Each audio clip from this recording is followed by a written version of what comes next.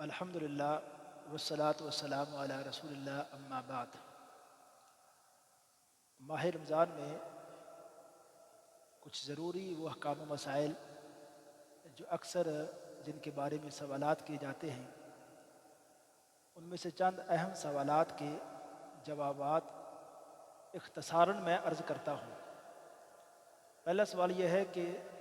مریض کے لیے روزے کے احکام کیا ہیں؟ اس میں عرض یہ ہے کہ وہ مریض جو دائمی مریض ہے، طبیب ڈاکٹر اس حوالے سے کلیئر کر دے شوگر کا ایسا مرض ہے، اللہ معاف کرے کینسر کا مرض ہے، جس مرض کی وجہ سے وہ سال میں کسی بھی ایام میں جا کے وہ روزے نہیں رکھ سکتا، تو پھر ایسا جو مریض ہے وہ اپنے روزے کا فدیہ دے سکتا ہے۔ لیکن جو مریض عارضی طور پہ وقتی طور پہ بیمار ہے، وہ مریض اپنے روزے کا فدیہ نہیں دے سکتا۔ اس کے لیے ضروری ہے کہ وہ اپنے جو روزہ ہے ان کی قضا دے۔ اب روزے کی جو قضا کے احکام کیا ہیں کہ رمضان کے فوراً بعد جتنے بھی روزے رہ جائیں رکھنا لازمی نہیں ہے ترتیب کے ساتھ، یعنی 10 روزے رہ گئے ہیں تو ایسا نہیں ہے کہ عید کے اگلے دن سے فوراً بعد 10 روزے پورے کر لیں۔ یہ جتنے بھی روزے رہ جائیں اگلے رمضان سے پہلے پہلے جب بھی موقع ملے 2 کر کے یا سارے اکٹھے، جیسے بھی بس یہ 10 روزے یا جتنے بھی روزے رہ جائیں اس گنتی کو اگلے رمضان سے پہلے پہلے پورا کرنا، یہ مقصد ہے۔ تو جو عارضی مریض ہے، وقتی مریض ہے، وہ اپنے روزے کا فدیہ نہیں دے گا، وہ ہر صورت اپنے روزے کی قضا دے گا۔ اسی طرح اس میں دیکھیں کہ وہ خواتین جو بچوں کو دودھ پلاتی ہیں، اگر ایک عورت اپنی صحت کے حوالے سے اچھی طرح جانتی ہے کہ وہ بچے کو جو دودھ پلاتی ہے اس سے جسم میں کمزوری آ جاتی ہے اور رمضان میں بھی وہ روزے نہیں رکھ سکتی، اور رمضان کے بعد بھی جو ایام ہے 11 مہینے ہیں اگلے رمضان سے پہلے پہلے، ان میں اس نے مسلسل بچے کو دودھ پلانا ہے اور اس کی صحت ایسی ہے کہ وہ کبھی بھی روزے نہیں رکھ سکتی۔ اگر تو ایسا ہو کہ سردیوں میں جا کے جب ٹھنڈے دن آتے ہیں، دن بھی چھوٹے ہوتے ہیں، وہ عورت اس بات کو محسوس کرے کہ ان ایام میں جا کے اکٹھے 30 روزے نہ اگر ہو سکے تو میں ہر مہینے کو 10 روزے کر کے 3 مہینوں میں اپنے روزے پورے کر لوں گی، تو پھر اس عورت کو بھی روزے کا فدیہ دینا اس کے لیے جائز نہیں ہے۔ صرف اس صورت میں کہ وہ عورت سمجھے کہ جو رمضان کے بعد اگلے رمضان سے پہلے پہلے وہ کسی بھی طرح سے اس کی صحت اس بات کی اجازت نہیں دے رہی کہ وہ اپنے روزے ان کی قضا دے سکتی ہے، تو جتنے یا مکمل روزوں کی قضا نہیں دے سکتی یا کچھ کی قضا دے سکتی ہے، تو جتنے کی قضا وہ دے سکتی ہے وہ قضا دے لے۔ اگر وہ سمجھتی ہے کہ وہ سارے روزے نہیں رکھ سکتی تو پھر مکمل سارے روزوں کا فدیہ دے سکتی ہے۔ اب ساتھ ہی اس مسئلے کو بھی سمجھ لیں کہ روزے کا فدیہ اس کا مسئلہ کیا ہے۔ عام طور پہ یہ سمجھ جاتا ہے کہ ایک بندے کو پیسے دیے جاتے ہیں یا راشن لے کے دیا جاتا ہے اور اسے کہا جاتا ہے کہ آپ میری طرف سے روزے رکھ دیں۔ یہ کوئی بندہ کسی کی طرف سے روزے نہیں رکھتا، روزہ ہر بندہ اپنی رکھتا ہے۔ یہ صرف جو قرآن پاک کے اندر اور احادیث میں جو مسئلہ اس بارے میں فدیے کا جو واضح کیا گیا ہے وہ صرف مساکین کو، یعنی ایک روزے کے بدلے میں ایک ٹائم کا کھانا ایک مسکین کو دینا ہے۔ وہ آپ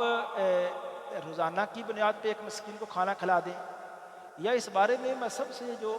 اچھا اس بارے میں ایک مشورہ وہ سیدنا انس بن مالک رضی اللہ تعالیٰ عنہ کا عمل، وہ میں اس بارے میں آپ کی رہنمائی کروں گا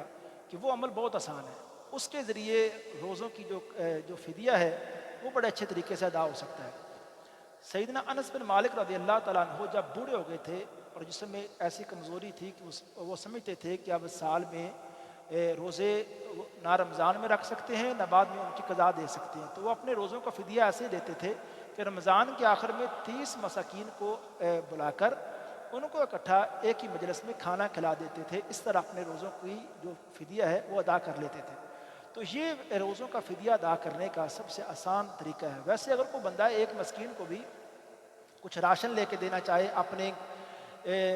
جو ایک دن کا کھانا ہے اس کا خود سے حساب لگا لیں، اس کا شریعت نے نہیں متعین کیا کہ ایک جو روزہ اس کے بدلے میں اتنا ہی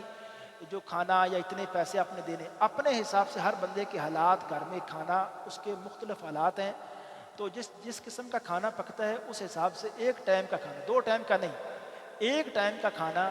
وہ کسی مسکین کو اس کے پیسے دے لیں یا وہ اس کا راشن لے کے دے دیں یا ویسے روزانہ کی بنیاد پہ کسی مسکین کو پکا ہوا کھانا دے دیں تاکہ وہ کھا لے، اس سے روزے کا فدیہ ادا ہو جاتا ہے۔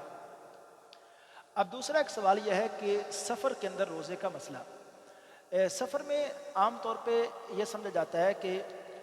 جب ایک بندے نے سفر کرنا ہے تو رات کو ہی گھر والوں کو کہہ دیتے ہیں کہ صبح میں نے سفر کرنا ہے تو اس لیے میری سحری نہ پکائی جائے، میں روزہ نہیں رکھوں گا۔ یہ طریقہ ٹھیک نہیں ہے۔ پیغمبر علیہ الصلاۃ والسلام سے جو سفر میں روزہ افطار کرنے کا چھوڑنے کا طریقہ ذکر ہے وہ اس طرح سے ہے کہ آپ سحری کریں اور رات کو روزہ رکھنے کی نیت کر کے سوئیں اور سحری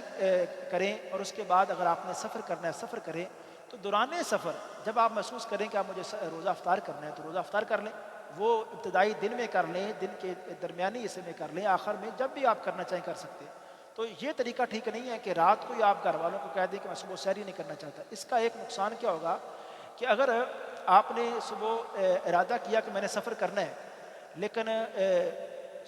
جب صبح سحری ہوئی تو اس ٹائم آپ کو کال آئی یا آپ کا کوئی ارادہ ایسا بن گیا، کوئی ایسی مصروفیت سامنے آ گئی جس کی وجہ سے آپ سفر آپ نے تبدیل کر دیا، سفر آپ نہیں کرنا چاہ رہے، تو اب اس دن کا روزہ آپ چھوڑ رہے ہیں، وہ اس کی کوئی وجہ سمجھ نہیں آ رہی، اس کا کوئی سبب بھی نہیں ہے روزہ چھوڑنے کا۔ اس لیے ایسا نہ کریں کہ جب سفر آپ نے کرنا ہے تو پہلے نیت کر کے نہ سو جائیں کہ میں نے صبح سحری نہیں کرنی۔ اس کا دوسرا ایک فائدہ یہ ہوگا کہ آپ سحری کھائیں گے تو سحری کی برکت، اس کا ثواب بھی آپ کو حاصل ہو جائے گا، تو دوران سفر جب آپ چاہیں روزہ افطار کر سکتے ہیں۔ دوسرا اس میں مسئلہ یہ ہے کہ سفر کے اندر روزہ رکھنا کوئی بہت زیادہ کوئی ثواب کی بات نہیں ہے۔ سفر کے اندر پیغمبر علیہ الصلوۃ والسلام نے جو سفر کیا ہے اس میں روزہ چھوڑنا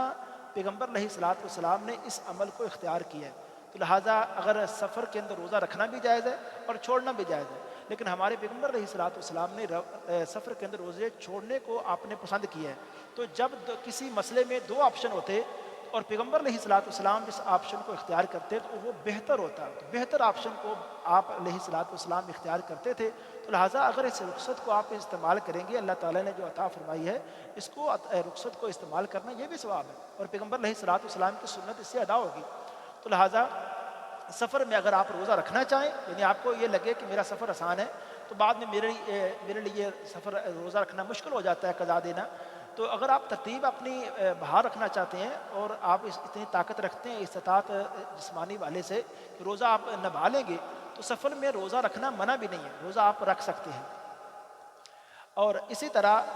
ایک روزے کے حوالے سے ایک سوال یہ ہے، کیا روزے کی حالت میں ٹوتھ پیسٹ کا استعمال کیا جا سکتا ہے؟ جی بالکل کیا جا سکتا ہے۔ اس کے یہ جو اس میں بات کہنا ہے کہ اس میں ایک ذائقہ ہوتا ہے، یہ کوئی بات نہیں۔ پیغمبر علیہ الصلوۃ والسلام کے صحابہ سے اور آپ سے رمضان کے جو روزہ ہے اس کے دوران مسواک کرنا ثابت ہے، یہ صحیح بخاری کی روایت ہے۔ اب تازہ مسواک کا اپنا ایک ذائقہ ہوتا ہے، تو ذائقے والا مسئلہ نہیں ہے۔ کوئی اگر ٹوتھ پیسٹ جو ہے اس کا روزے میں جب بھی آپ دن کے آخری حصے میں جب بھی استعمال کرنا چاہیں آپ استعمال کر سکتے ہیں۔ روزے کے ایک سوال یہ ہے کہ روزے کی حالت میں جو ایام ماہواری ہیں وہ اگر یعنی دن کے آخری حصے میں ایام ماہواری شروع ہو جاتے ہیں تو روزہ کیا ختم ہو جائے گا؟ جی بالکل۔ روزے کی حالت میں جب بھی ایام ماہواری شروع ہو جائیں گے فوراً آدھا گھنٹہ پہلے، یعنی روزے میں صرف اتنا ٹائم رہ گیا تو وہ جو ایام ماہواری شروع ہو گئے تو فوراً روزہ ختم، اب اس روزے کی قضائی دینی ہوگی۔ اگلا ایک سوال یہ ہے، کیا روزے میں ٹیکہ لگوانا جائز ہے؟ جی اس بارے میں آپ طبیب سے مشورہ کر لیں، ڈاکٹر صاحب سے، کہ اگر اس روزے کا جو ٹیکہ ہے اس کا تعلق صرف جسم کی جلد کے ساتھ گوشت میں لگتا ہے تو بخار کا ٹیکہ ہے تو اس ٹیکے سے روزہ خراب نہیں ہوتا، روزہ بالکل آپ کا برقرار رہے گا۔ لیکن اگر ایسا جو شریانوں میں ٹیکہ لگتا ہے جو یا انرجی کا جو بالکل آپ کو وہ انرجی پہنچائے گا تو پھر وہ ٹیکہ آپ روزے میں نہیں لگوا سکتے۔ اسی طرح جو قطرے ہوتے ہیں آنکھوں میں یا ناک میں یا کانوں میں قطرے ڈالے جاتے ہیں، اس بارے میں بھی پہلے آپ ڈاکٹر سے مشورہ کر لیں